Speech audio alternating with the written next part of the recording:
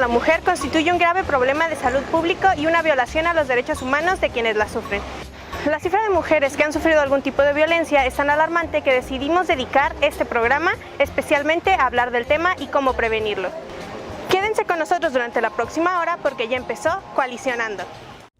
Hola, ¿qué tal? Muy bien, muchas gracias por estar hoy con nosotros en una emisión más de su programa Coalicionando. Y bueno, el día de hoy el tema es de mucha importancia y un tema que obviamente ha causado controversia en todo el país, inclusive en el mundo. El tema de hoy es la violencia contra la mujer. Y bueno, para eso tenemos a la especialista en este tema, a la cual obviamente nos da muchísimo gusto tener aquí. Recuerden que estamos transmitiendo en vivo a través de la página de la Facultad de Ciencias de la Comunicación.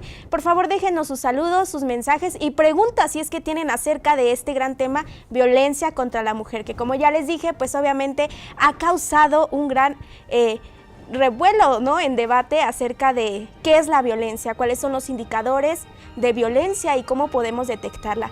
No les platico más, vamos a conocer quién es nuestra especialista de hoy a través de esta semblanza. Licenciada en Derecho, maestra en Gerencia Pública y Políticas, con un diplomado en Derecho Penal y Derechos Humanos de las Mujeres en el Instituto Nacional de Ciencias Penales. Cuenta con varios cursos, talleres, seminarios y capacitaciones sobre género, políticas públicas, feminismo, prevención de la trata de personas, procuración de justicia, violencia familiar, violencia de género y derechos humanos de las mujeres. Su desempeño laboral lo ha realizado en la Secretaría de la Mujer. También fue fiscal especial para la atención del delito de violencia familiar en la Procuraduría General de Justicia y actualmente consejera electoral del Instituto Electoral de Michoacán. Nos complace presentar a Elvia Higuera Pérez. Licenciada en Ciencias de la Comunicación, maestra en Comunicación, doctora de Género y Derecho, con un diplomado en Filosofía y Feminismo. Desde el 2006 a la fecha, es catedrática en la Universidad Michoacana de San Nicolás de Hidalgo. Ha participado en foros, congresos estatales, nacionales e internacionales con el tema de perspectiva de género.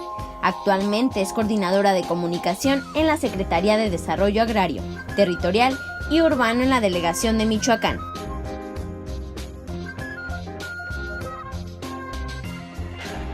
Nos complace presentar a Gretel Eunice Castorena Escalera. Bueno, pues ya conocimos un poco acerca del currículum y trayectoria que tienen obviamente nuestras invitadas. Me da muchísimo gusto saludarlas. Te saludo, Gretel, primero, y no por ser menos importante, Elvia, pero porque es a quien tengo a mi lado derecho.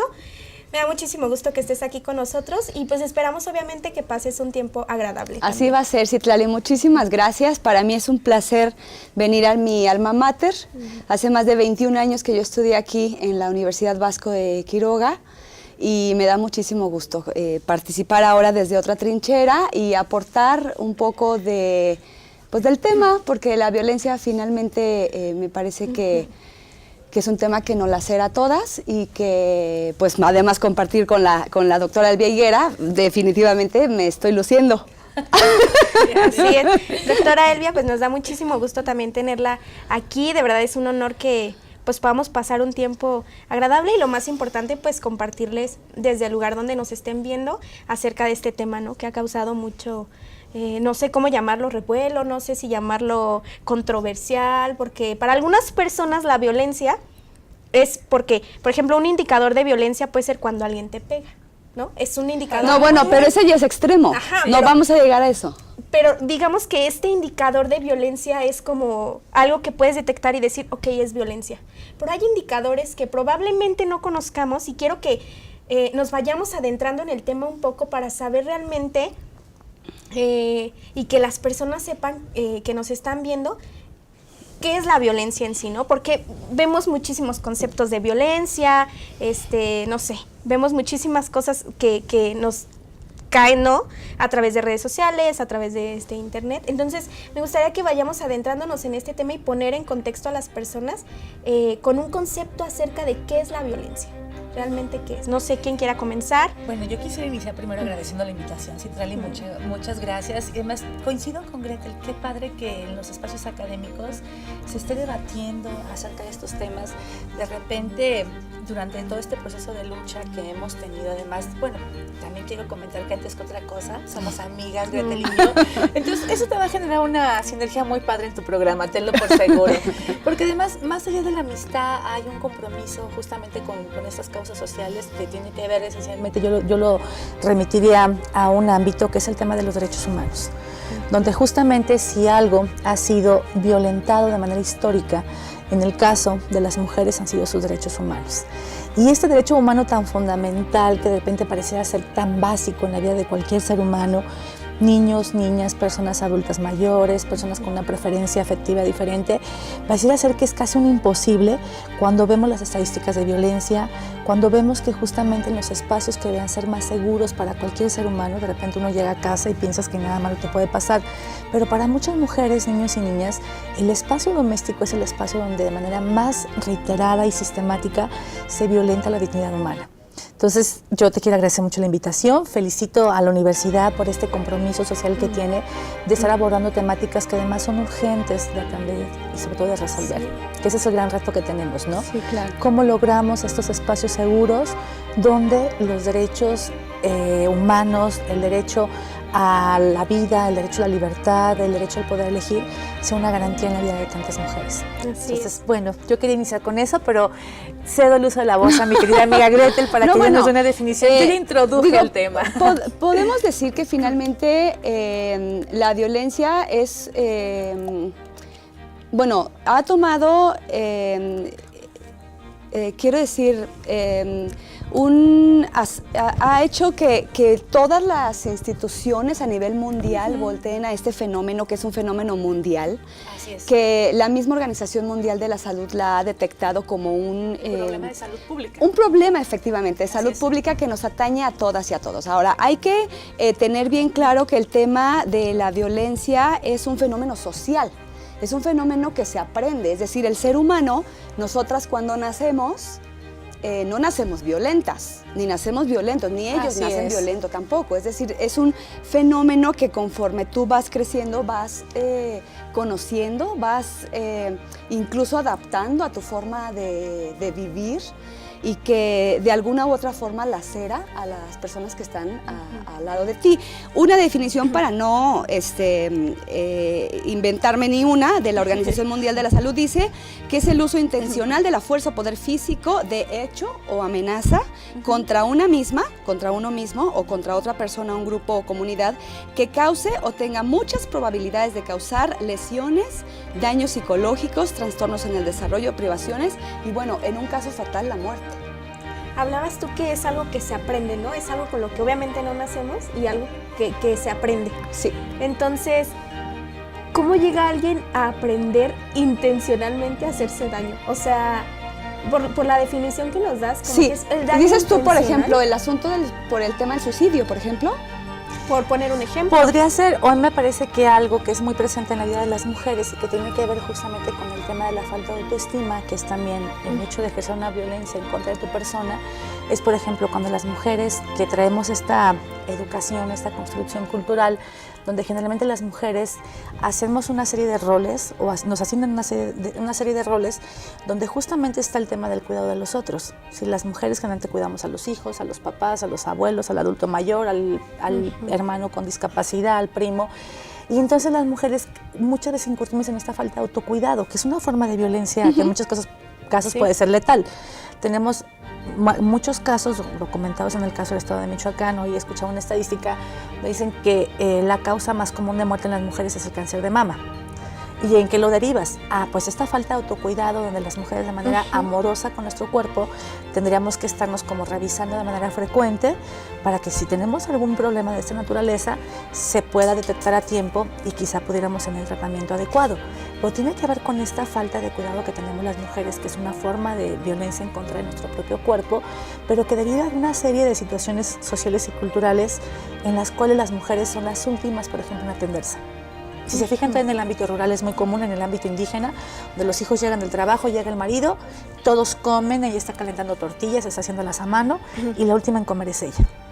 ¿Por qué? La primera que se levanta y la última que se acuesta también. Por ejemplo, también, claro, además de que todo, es una ¿no? forma de violencia a veces claro. muy sutil, pero son formas de violencia que nosotras no es tanto que las aprendamos, sino que hay una carga social que te lleva a ello, porque además hay un juzgamiento muy terrible cuando dejas de hacerlo. ¿Qué pasa cuando una madre de repente prefiere el desarrollo profesional o de repente prefiere incursionar en otros ámbitos, en la academia, en los cargos públicos, y entonces descuidas a los hijos? Y entonces, por tu culpa, hay tanta delincuencia en el mundo porque las mujeres están dejando de cuidar a los hijos, ¿no? Así Y es, además yo se creo que- relaciona con otros fenómenos. Sí, yo creo que después es como, o sea, obviamente a la mujer se le ve mal, ¿no? Se le ve mal cuando toma esta decisión, pero sé Claro. que está súper interesante el tema, pero ¿qué les parece si vamos a un corte rapidísimo y regresamos con mucha más información con Gretel y Elvia? Gracias, sí, claro. ¿Sabías que se estima que el 70% de las mujeres de todo el mundo han sufrido violencia física y o sexual por parte de su compañero sentimental o violencia sexual durante su vida?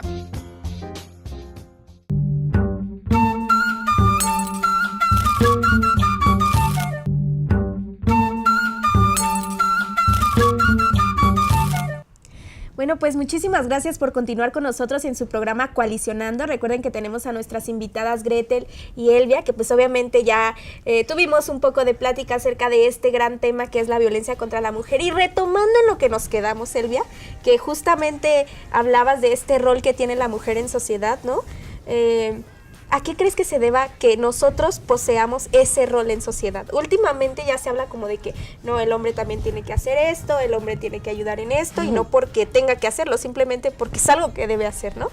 Pero, ¿qué opinan ustedes acerca de por qué el rol de la mujer ahorita en sociedad, o desde hace muchísimos años, seguimos teniendo ese rol, ese... Ay, es que no sé cómo llamarlo para que no suene tan A ver, fuerte. a mí me parece que la naturaleza a las mujeres nos ha dotado, obviamente, de un aparato reproductor interno, a diferencia de los hombres que tienen el aparato reproductor externo, ¿no? Pero ese no es el tema.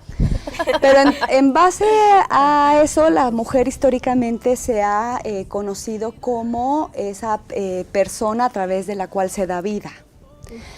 Y entonces, porque damos vida, digo, con una pequeñita ayuda también de un esperma, podemos convertir esa espermita finalmente en una vida humana que pues es lo que tenemos hoy en día y que cada quien disfruta como puede, ¿no? A partir de eso me parece que ese es un hecho que hace pues que la sociedad vea a las mujeres como dadoras de vida, pues, y por tanto como cuidadoras, ¿sí? Sí, es interesante el análisis que haces. Sin embargo, esta condición de alguna manera podríamos decir, de inferioridad de las mujeres, es algo que ha permeado en la historia de la propia humanidad. En Grecia, por ejemplo, en Roma, las mujeres carecían totalmente de derechos. Se les consideraba como similares a los esclavos, que bueno, sabemos que también era un sistema social esclavista, donde había ciertos grupos sociales que carecían totalmente de derechos y que inclusive se cuestionaba su condición humana, si eran humanos o no. El propio Platón, una de sus obras, dice que bueno, los esclavos nacen con una condición física para ser esclavos, con espaldas más anchas, con una fuerza que los filósofos no tenían o quienes ejercían el poder. Igual pasaba con las mujeres. En muchas etapas de la historia inclusive se llegó a dudar si esta condición de falta de racionalidad de las mujeres era derivado un poco de que teníamos el cerebro más pequeño y que en consecuencia éramos menos pensantes, por eso somos un poco más emocionales más que racionales. Es el argumento que se generó durante mucho tiempo, ¿no? Hasta que después científicamente se comprobó que no tenía nada que ver el peso del cerebro, ¿no?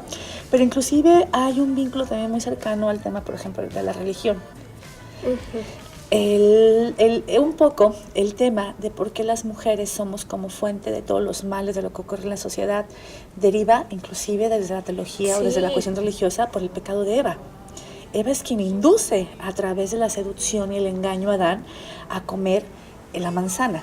con todo lo que esto implica, la expulsión del paraíso, el tema de las enfermedades, todos los males que padecemos como sociedad, están vinculados a Eva, porque ella fue quien fue la seductora, perversa, diabólica, quien llevó justamente a Adán a cometer el pecado. Después vemos, por ejemplo, mucho en la mitología griega, la caja de Pandora. Justamente es una diosa, es una mujer quien abre la caja de Pandora cuando le dice y a los dioses, expande no todos los males, ¿no? Y expande los males de la humanidad. De la ¿no? humanidad, sí. Y entonces hay una historia que está muy vinculada a la misoginia. Esta historia acompaña el propio desarrollo de la humanidad, donde las mujeres siempre hemos sido como esa fuente de pecado. En la Edad Media, pasa un suceso terrible, cuando estas mujeres que tenían un conocimiento ancestral derivado del cultivo, derivado del conocer las etapas de la tierra, todos los ciclos de la naturaleza, que además las que cultivaban, las que llevaban el alimento a casa, que sabían... Las que sanaban, Elvia.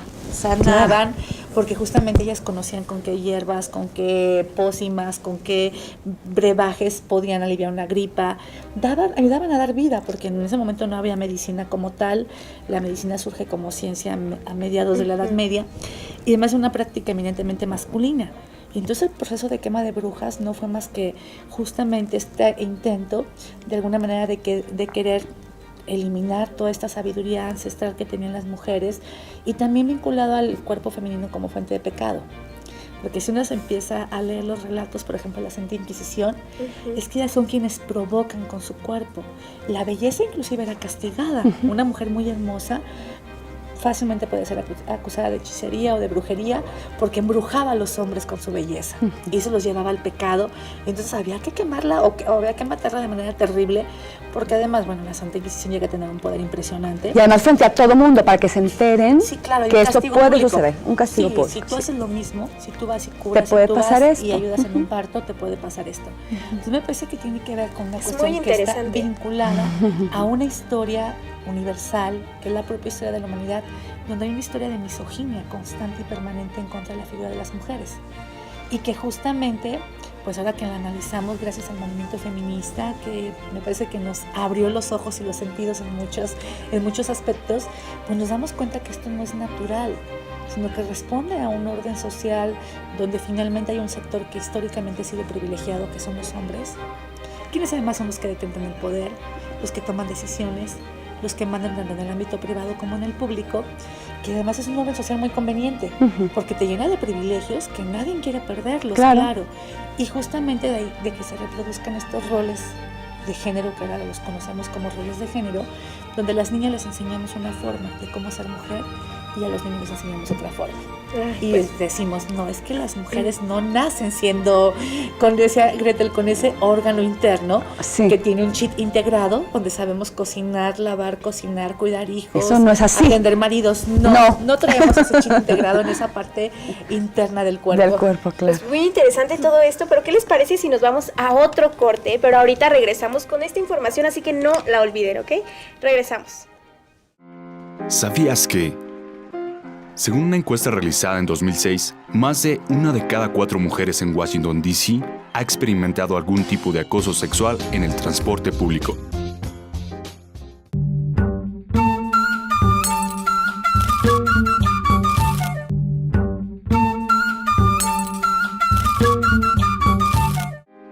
Soy Sandra Luz García Sánchez, profesor investigador de la Universidad Vasco de Quiroga.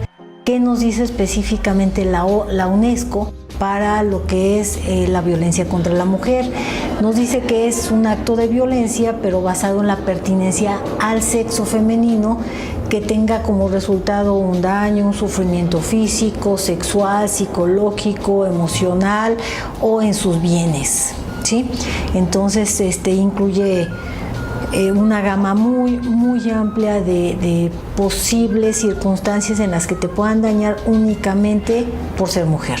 Porque en lo general estamos hablando de que esas circunstancias de violencia contra la mujer por cuestiones culturales son prácticas que tienden a ser no solamente aprendidas, sino reproducidas generacionalmente.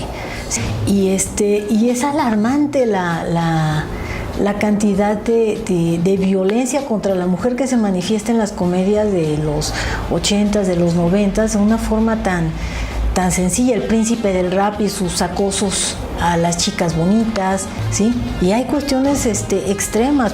Actualmente en México se está peleando porque haya una equidad en la representación política. Eso también es violencia y no es la que vivimos en la calle de facto, pero es la que provoca la que vivimos en la calle.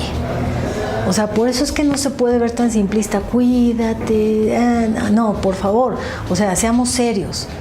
Qué interesante lo que nos comenta en la cápsula la doctora García, que es investigadora de aquí de la Universidad Vasco de Quiroga.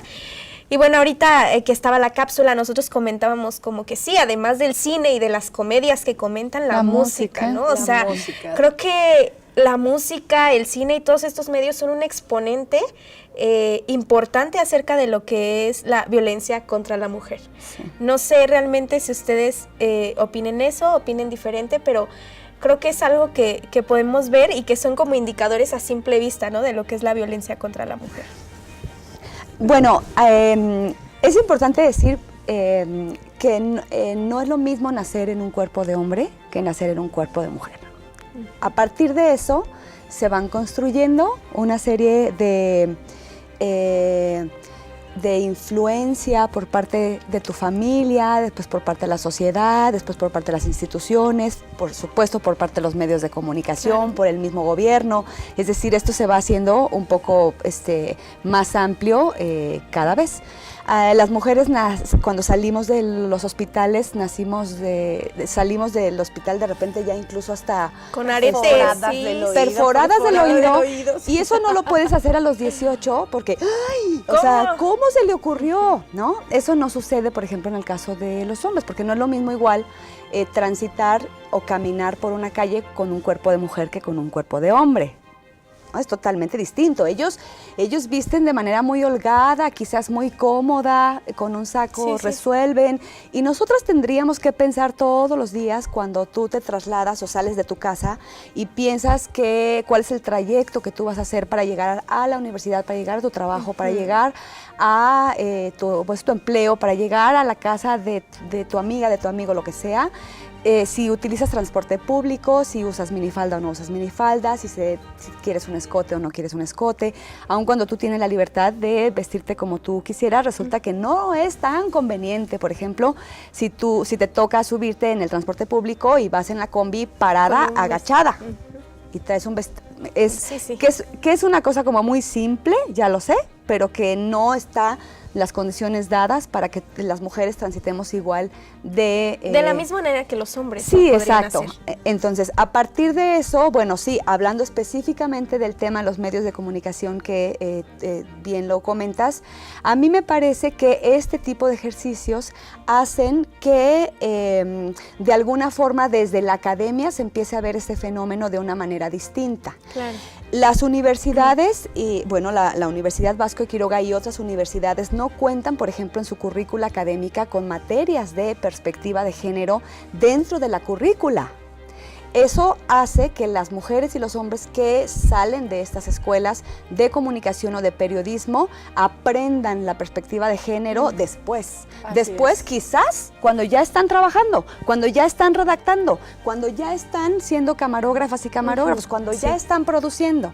Entonces, te da como resultado, si no traes el entrenamiento previo de un tema de perspectiva, para que veas el mundo con una perspectiva diferente, incluyente, sin discriminar, trae como resultado que si tú vas a grabar un partido de fútbol y eres tú el productor o la productora, no tienes, por ejemplo, la forma de no decir, lánzale la cámara a las piernas de las muchachas, porque eso visualmente es muy atractivo. Y que claro, y llama, ¿no? Bueno, el caso de la Chiquitibum. Claro. Que claro, eso es de mi época, ustedes ni se acuerdan de eso. Todavía no nacían. Todavía no nacían, pero fue un fenómeno extraordinario en el Mundial del 86 en México, porque había una chica muy exuberante, que entonces estaba la porra de México y entonces ella bailaba de una manera muy sexy.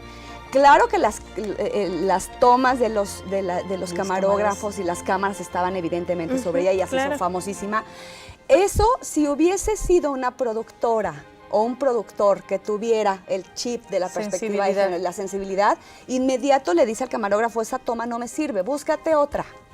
Claro. Entonces, necesitamos más productoras de noticieros, sí, necesitamos más productoras haciendo cine también, necesitamos más productoras, mujeres trabajando, pero desde esta perspectiva, porque también la otra, ser mujer no te garantiza que tengas la perspectiva de género introyectada, que la tengas atravesada en el cuerpo, eso tampoco es garantía. Necesitamos aliadas y aliados, sí, necesitamos que haya más productoras de música, que sea menos discriminatoria, que exhiba menos, que nos dejen de ver como objetos sexuales, porque el tema del reggaetón, que además es una música muchísimo muy pegajosa, que las niñas y los niños desde pequeñitos los ves cantando y reproduciendo de manera automática. Con un lenguaje terriblemente con un sexista. lenguaje espantoso, y no pasan de ser, ay, chiquita, estás bien bonita, vente para acá. O sea, no, el tema no es así, y de manera recurrente te entra por la mente, por supuesto, incluso en los mismos comerciales. Necesitamos más productoras y productores de comerciales que dejen de exhibir el cuerpo de las mujeres. No entiendo por qué para vender un carro hay que desnudar a una mujer. Sí, es como... No entiendo por qué en un partido de fútbol, a la mitad del partido, hay que hacer un desfile con chicas que venden teléfonos, no sé, venden cosas. Tengo para ustedes una pregunta que quizás suene muy utópica, No, hombre. pero se las voy a hacer regresando de este corte comercial para que se queden con nosotros. ¿Sabías que? Se estima que en prácticamente la mitad de los casos de mujeres víctimas de homicidios en todo el mundo en 2012, el autor de la agresión fue un familiar o un compañero sentimental.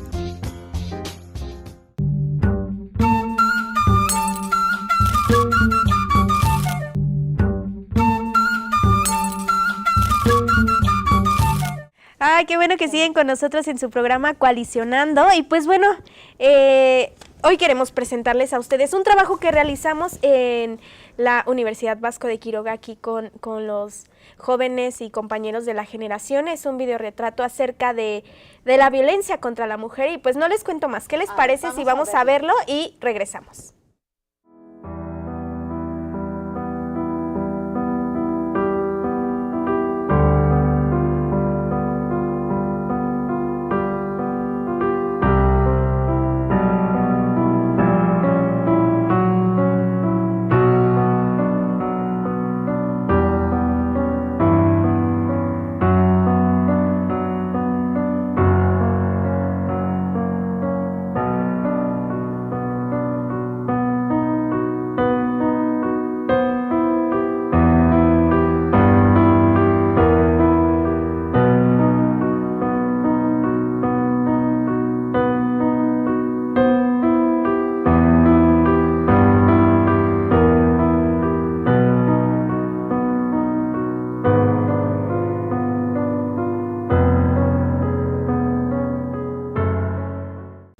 Muy dramático. Muy fuerte, ¿no? Muy fuerte. La verdad es que yo creo que es una de las cosas que más impactan luego de repente ver algo así tan fuerte.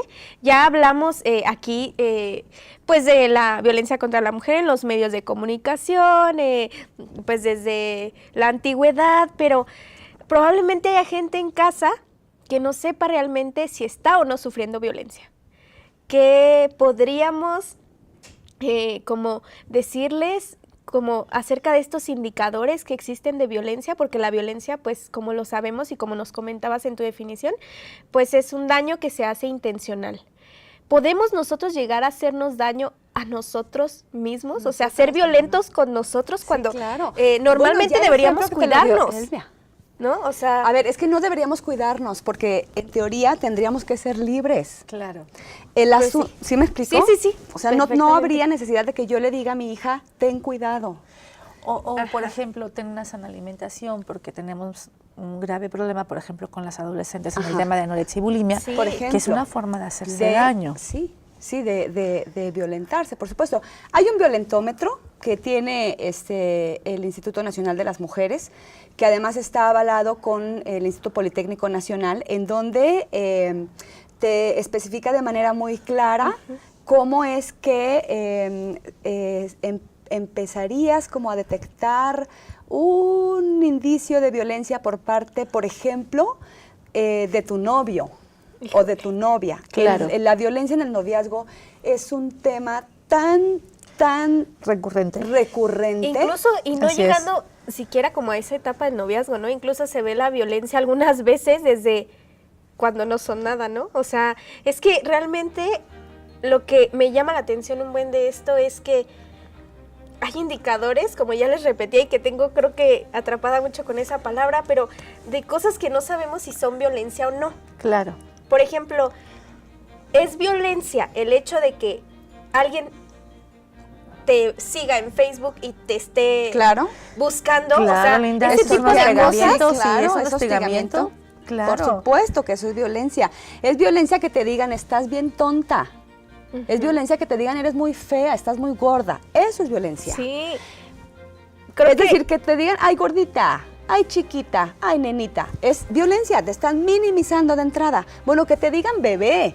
Yo escucho a los estudiantes que se refieren de hombres a mujeres, los novios, ay, como bebé. Ay, bebé. Yo dije, bebé, ¿dónde está el pañal? Yo no le veo el biberón. Eso es minimizarlo. Entonces, le dices bebé a tu novio, no te quejes si te casas con él, que tienes que atenderle, porque le estás diciendo bebé. Que, y él se lo creyó, que es lo peor. Sí, como que se lo estás declarando, sí, claro, ¿no? O al revés. Ajá. Afirmando. Sí. Afirmando, Sí, claro. Chiquita, chiquitita, ¿no? Sí. Minimizándote también. Y que también Claro tiene es que ver con una cuestión de incapacidad. Es decir, asumes que es un ser inferior, en consecuencia que es incapaz, y entonces lo tratas como tal, como un ser incapaz.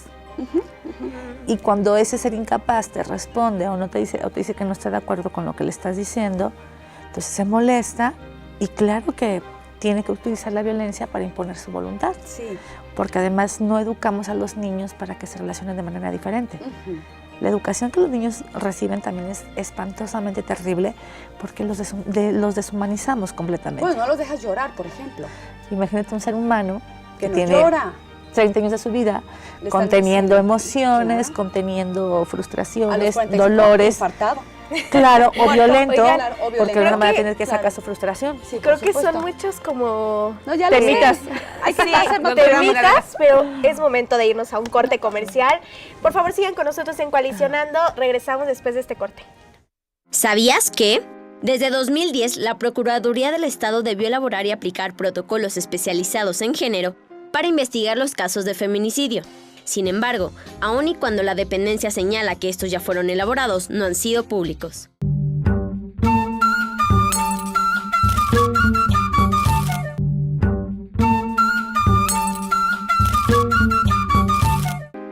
Pues no prevenir, o sea, yo creo que tenemos que implementar. En primer lugar, tenemos que establecer una cultura de la equidad. Una cultura de la equidad enfocada a derechos civiles, a derechos humanos, todo lo que son esos derechos fundamentales de cualquier persona y que no queden establecidos por género. Leyes, sí, estados de derecho seguros, operativamente funcionales, sí, instituciones que verdaderamente representen esa lucha contra la violencia de la mujer, sí, a la equidad, no en el sentido peyorativo o discriminatorio de la funcionalidad del libertinaje. Estoy hablando seriamente de una equidad en cuestión a derechos, obligaciones, prerrogativas, circunstancias de decisión que cualquier ser humano debe de tener como parte de su haber, como parte de su bagaje personal, como parte de su historia. Entonces, ¿dónde tenemos que empezar? Pues tenemos que empezar forzosamente en identificarnos como sociedad, en qué punto estamos parados, en tipificar, en caracterizar, en identificar, en diagnosticar, y ya al proveer toda esa información podemos decidir realmente qué rumbo tenemos que tomar para poder gestionar las mejoras que la sociedad necesite a través de la educación, a través de programas, y no programas simplistas como la de 500 pesos de beca para las madres solteras, no, empezando por eso, ¿no? O sea, eso también es violencia, eso también es violencia. Qué bueno que siguen con nosotros en su programa Coalicionando, tratándose hoy el tema de la violencia contra la mujer, y queremos enviar saludos a Mónica Contreras, que como cada viernes nos sigue desde su hogar. Y bueno, vamos a seguir con esta interesante plática, ¿no?, acerca de la violencia contra la mujer. Yo había visto que las estadísticas de la ONU,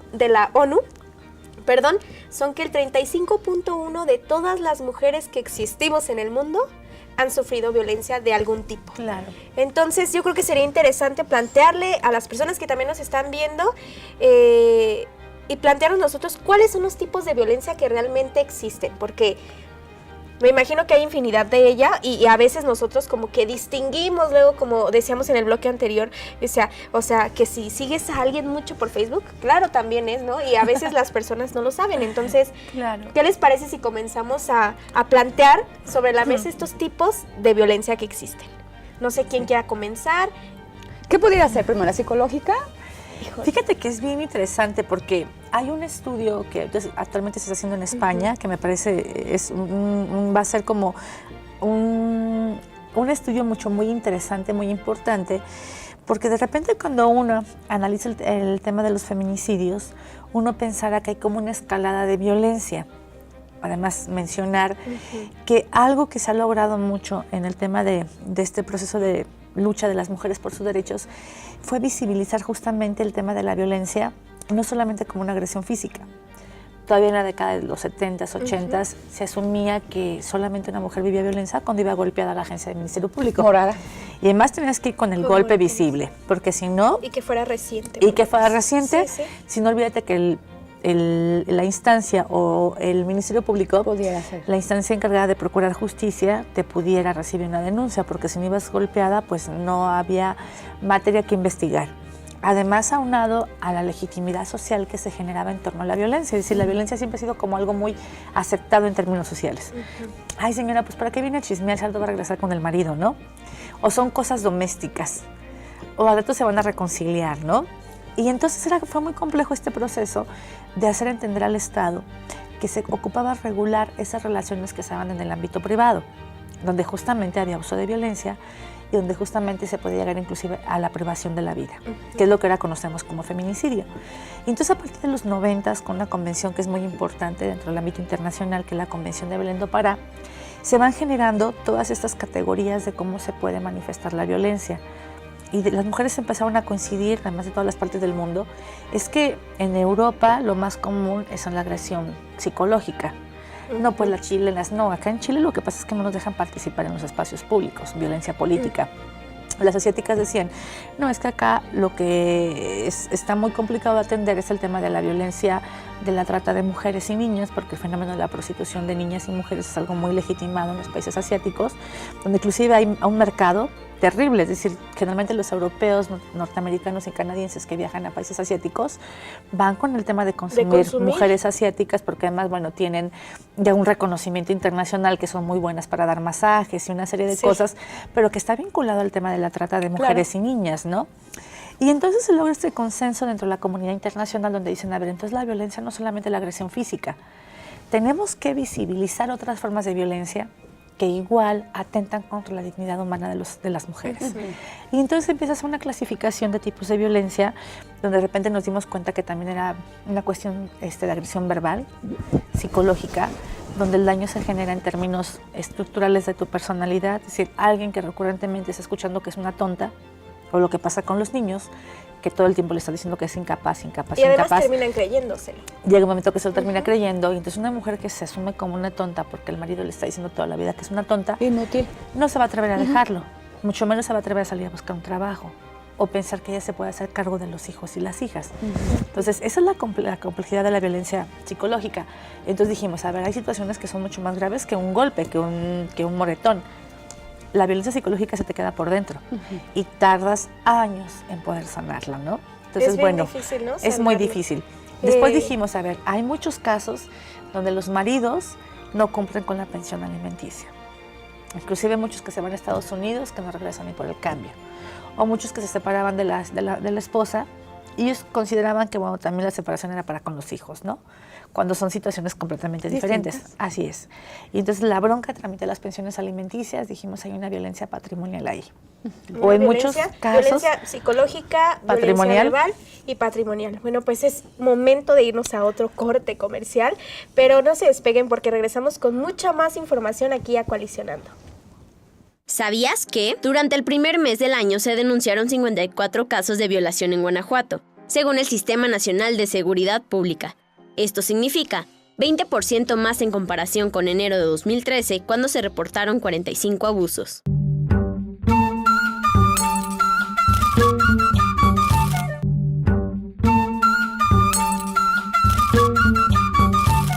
Qué bueno que siguen con nosotros aquí en su programa Coalicionando, ya en este pues último bloque, ya casi para despedirnos.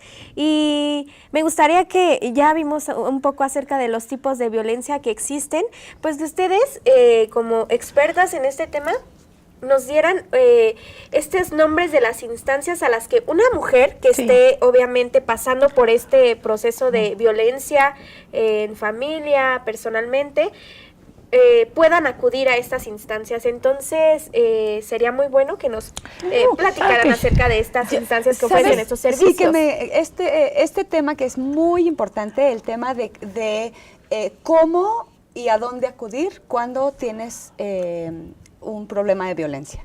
Es decir, que las mujeres se queden seguras que hay instancias que atienden este fenómeno. Sin embargo, desde el Estado y desde las políticas de comunicación de los gobiernos tendrían que estarse trabajando campañas no dirigidas a la prevención de la violencia cuando ya la violencia existió. Es decir, yo he visto campañas en donde a las mujeres se les dice, denúncialo, háblalo, ¿no? Y entonces, a mí me parece que violencia, bueno, de entrada violencia no se atacaría con violencia, esa sería mi perspectiva. El autorretrato que nosotros vimos violencia. Quizás no sea como la mejor forma de decirle a las mujeres esto te puede pasar, porque además son imágenes muy agresivas. Y las campañas de promoción que yo veo por parte de los gobiernos es esa, denúncialo, háblalo, incluso con trata de personas, hay una institución que te da los servicios para que tú puedas ir a denunciar. Pero no veo campañas dirigidas a los hombres agresores diciéndoles no pegues. No lo hagas. Si tú quieres golpear, si tú eres violento y quieres pegarle a alguien, mira, pégale a la pared hasta que te canses. Claro. No hay. Pero la violencia es un ejercicio de poder. Exacto. Y lo vas a hacer con quien esté más vulnerable frente a ti. Con quien esté más vulnerable, Sí. pues si no son tontos tampoco. Claro. ¿no? Me uno a tu comentario, Gretel, y hacer llamado efectivamente a las campañas. Algo que se tiene que eliminar mucho en el tema de medios de comunicación es responsabilizar a la víctima de lo que le pasa. Siempre. Es el tema de tratar, cuídate. O sea, ¿por qué me tengo que estar cuidando todo el tiempo? Se supone que vivimos en un estado democrático con libertades, con derechos, con garantías.